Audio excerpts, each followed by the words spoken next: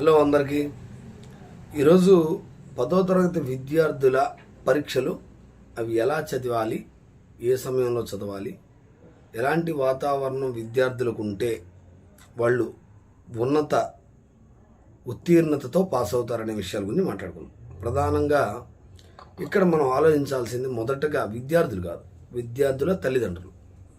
ఎందుకు తల్లిదండ్రులు అన్నానంటే, మా పిల్లలకి ర్యాంకులు వచ్చేయాలి, మా పిల్లలకు 100కి 100 మార్కులు వచ్చేయాలి, మా పిల్లలు అందరికన్నా ముందు ఉండాలి, ఈ ఆలోచనలు ఫస్ట్ కట్టిపెట్టాలి.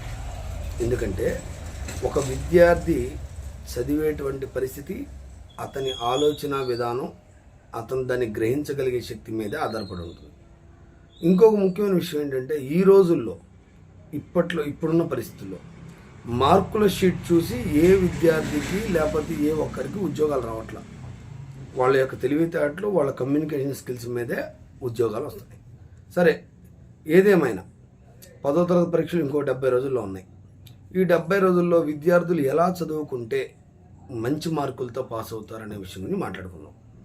ఇక్కడ తల్లిదండ్రుల పాత్ర చాలా కీలకం అండి. ముందు విద్యార్థుల్ని ఎవరిని కూడా ఒత్తిడికి గురి చేయొద్దు. నా రిక్వెస్ట్ ఏంటంటే, ఏ పిల్లల్ని ఒత్తిడికి గురి చేయొద్దు. నువ్వు చదువు చదువు చదువు అని, నువ్వు 24 గంటల పుస్తకం పట్టుకోవాలని ఇలా ఒత్తిడి గురి చేయొద్దు. వారికి ప్రధానంగా ఆహ్లాదకరమైన వాతావరణంలో కాస్త ప్రశాంతంగా చదువుకునే వాతావరణాన్ని కల్పించాలి. ఇంకోటి ఏంటంటే, వాళ్ళకు మనోధైర్యాన్ని ఇవ్వాలి. అమ్మా, మీరు బాగా చదువుకుంటే ఇంత మంచి లైఫ్ ఉంటుంది, కాబట్టి బాగా కష్టపడి చదువుకోండి అని చెప్పాలి తప్ప, నువ్వు చదువుకుంటేనే బాగుపడతావు, లేకపోతే అడుక్కు తినిపోతావు, లేకపోతే ఇంకో పని చేసుకోవాలి, ఇట్లాంటి పదాలు పిల్లల దగ్గర వాడద్దు. ఎప్పుడు కూడా ఈ వయసులో వాళ్ళకి మనం మాట్లాడే ప్రతి మాట కూడా చాలా వేగంగా రిసీవ్ చేసుకుంటారు. దాని ప్రభావం కూడా చాలా ఉంటుంది.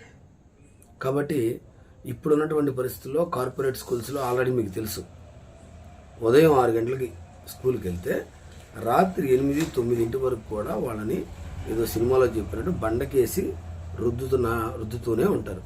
ఈ పరిస్థితుల్లో మరలా ఇంటికి వచ్చాక కూడా మనం టార్చర్ పెడితే పిల్లల ఆరోగ్యం అలాగే మానసిక స్థితి చాలా ప్రభావితం అయిపోతుంది.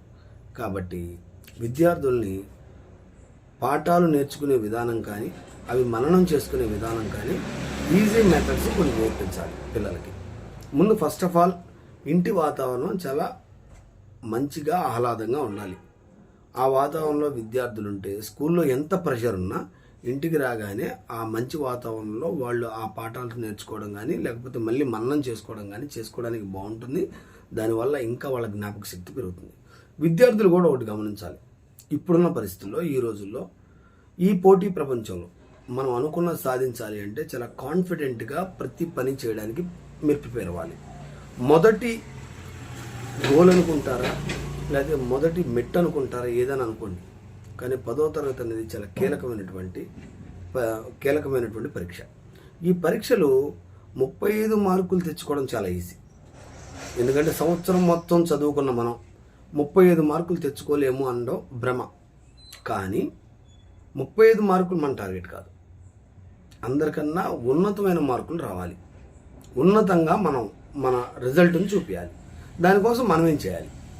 ఫస్ట్ ఆఫ్ ఆల్ బట్టి పట్టడం మానేయాలి.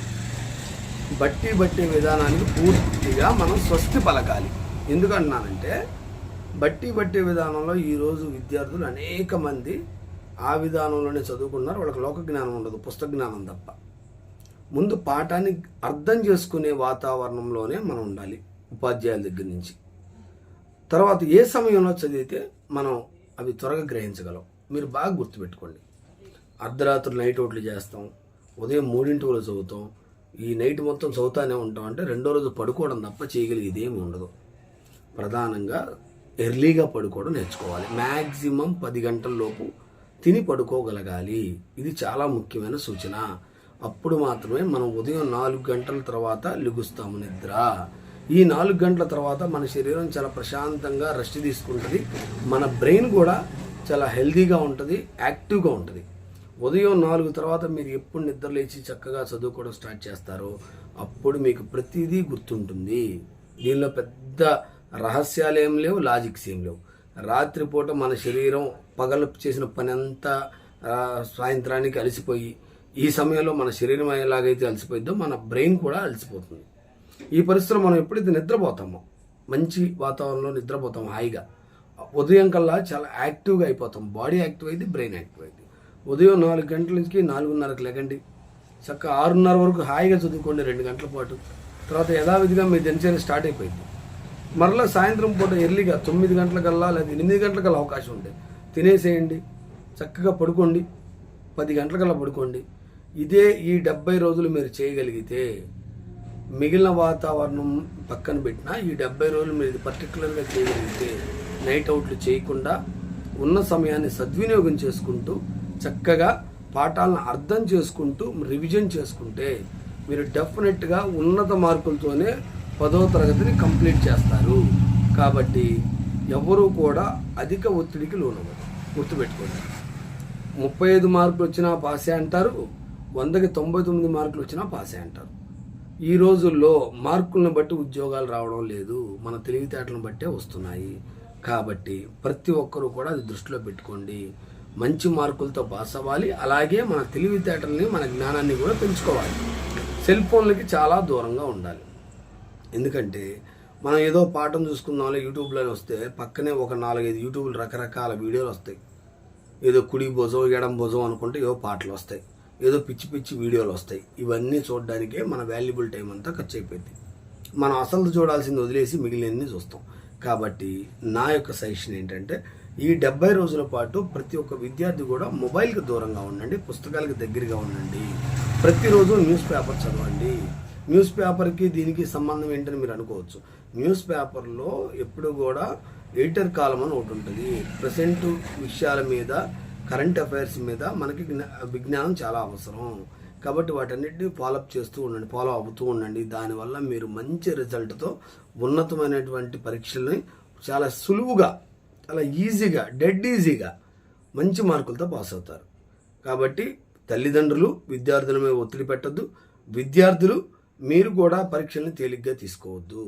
ఇది మన జీవితానికి మొదటి అడుగు. ఈ అడుగు తడబడకుండా వేయగలిగితే ప్రతి అడుగు ఆనందంగా మారుతుంది, మంచి జీవితం మీకు అందించబడుతుంది. కాబట్టి ఈ సూచనలు పాటించండి. 10వ తరగతి విద్యార్థులందరూ కూడా మంచి మార్కులతో పాస్ అవ్వండి.